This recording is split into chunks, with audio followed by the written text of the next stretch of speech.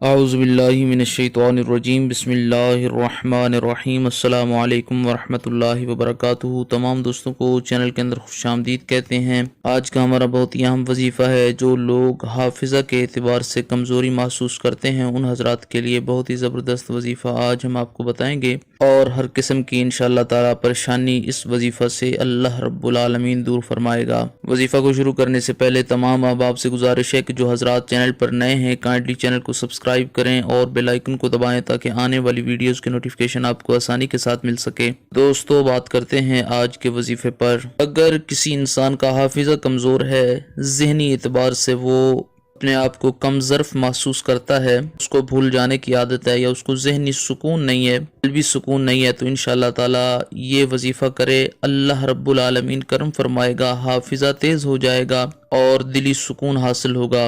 अल्लाह रब्बुल आलमीन चैनल के तमाम सब्सक्राइबर्स, चैनल के तमाम फॉलोअर्स को लंबी ज़िंदगी और सेहत कामिला आजिला अता फरमाए। जो लोग परेशान हैं अल्लाह रब्बुल आलमीन उनकी परेशानियों को दूर फरमाए। जो बीमार हैं अल्लाह रब्बुल आलमीन उनको शिफाए कामिला आजिला अता फरमाए। जो लोग बेरोज़गार हैं अल्लाह रब्बुल आलमीन उनको अच्छा रोज़गार अता फरमाए। खालिक़े कायनात तमाम उम्मत मुस्लिमा की खैर फरमाए। तो आपने करना क्या है, अव्वल आखिर 11-11 बार दुरूद पाक पढ़ लें।